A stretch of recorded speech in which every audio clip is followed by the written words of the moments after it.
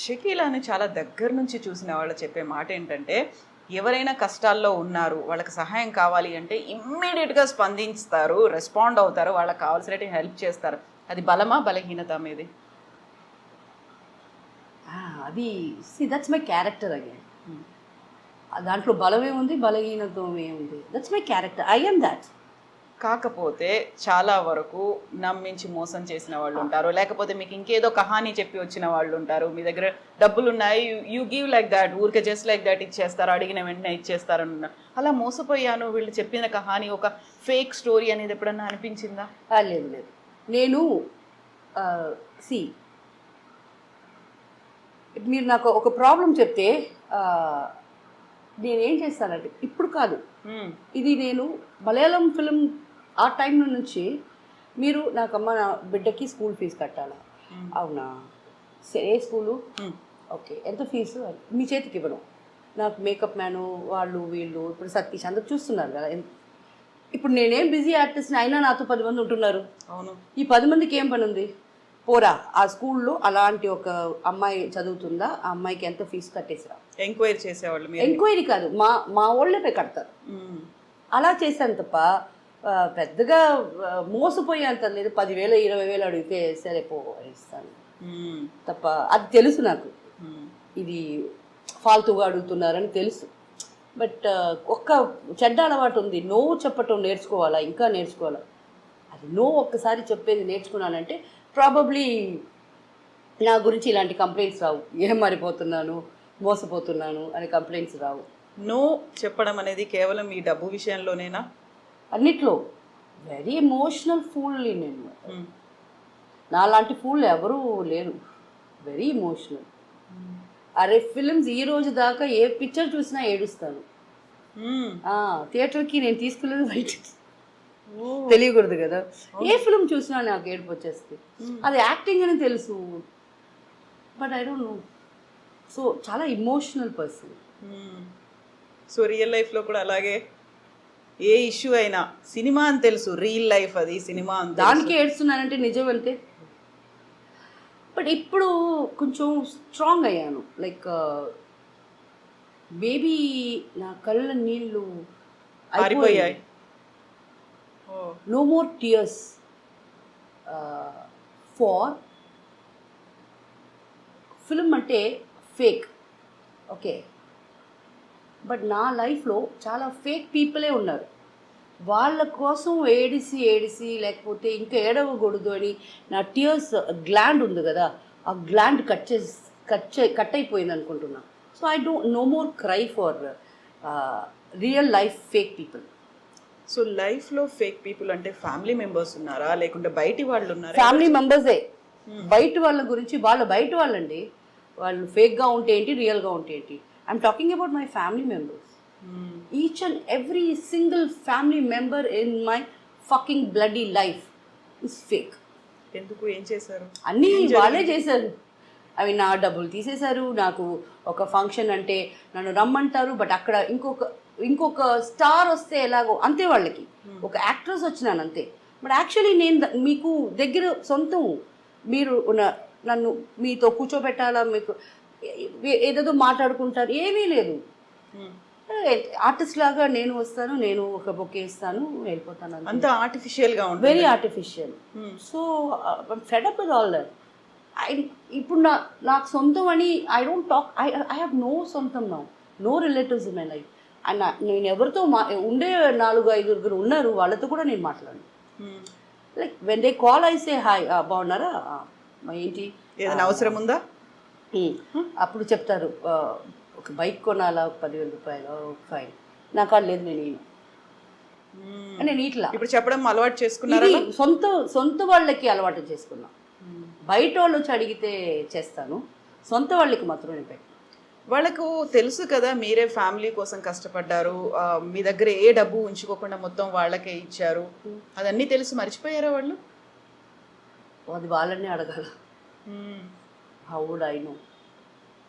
అయితే మీకు ఆ టైంలో అంత డిమాండ్ ఉన్నటువంటి స్టార్ మీరు, లక్షలు వస్తున్నాయి, ఇన్వెస్ట్మెంట్స్కి పెట్టుకుందాము, ఒక ఇల్లు కొనుక్కుందాము, లేదు ఎక్కడైనా ఒక ప్లేస్ కొనుక్కుందాము, ఎక్కడైనా వెంచర్ చేద్దాము అనిపించలేదా? I was very busy. దీనికి ఆలోచనలే రాలేదు ఇంకా. నాకు రాలా. అండ్ ఐ థాట్ నా తమ్ముడు ఉన్నాడు, మా అక్క whom I trusted the most in my life, తను ఏదన్నా చేస్తుంది. బికాస్ వాళ్ళ పిల్లలు చదువుకున్నారు, అక్క హస్బెండ్ డాక్టరు, సో అక్క వెరీ బ్రిలియంట్ పర్సన్, సో నా కోసం ఏదైనా చేస్తారు అలాగా నమ్మేశాను నేను. బట్ దెన్ ఆఖరికి ఏది చేయాల. అది కూడా రాసుంది. ఎస్, సి నేను నిజంగా చెప్తున్నాను ఆడియన్స్ మీ అందరికీ, అందరూ ఇల్లులు కొనాలా, అందరూ కార్లు తిరగాల, మనం ఆశ పెట్టుకోవాలా తప్ప అది జరిగేది జరగకుండా ఉండేది మన చేతిలో లేదు. సి నేను ఫస్ట్ ఫిలిం ప్లే గర్ల్స్ అప్పుడే కార్ కొన్నా. ఇప్పుడు దాకా నేను ఒక 20 కార్లు కొని ఉంటా. ఇప్పుడు ఒక ఇల్లు ఒక్క 650 స్క్వేర్ ఫీట్లో ఇల్లు కొనలే. ఇక్కడ రాసి ఉండాలి. 4 కార్ డబ్బా ఒక ఇల్లు వచ్చేస్తుందా? నేను చేయలేదే. So that's all return. ఎందుకలా ఇంట్రెస్ట్ చూపించలేదు?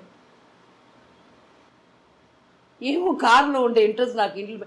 C I tell you basically నిజం చెప్పనా, ఈ ఇల్లు కొనేసి దానికి వాటర్ ట్యాక్స్లు, దానికి ట్యాక్స్లు, ఈ కర్మ అంతా నేనే కట్టాలా. నేను చచ్చిపోయిన తర్వాత ఈ ఇల్లు ఎవరు తీసుకుంటారో ఒక గొడవ వస్తుంది. ఈ గొడవలో ఎవరో ఒకరు పీక్కపోతారు. వాళ్ళకి కూడా జనాలు శాపం ఇస్తూనే ఉంటారు. అది చచ్చిపోయింది పాపం, అది వర్క్ చేసి చచ్చిపోయింది, ఇల్లు కొనేది ఈ నా కొడుకు అనుభవిస్తున్నారు అంటారు.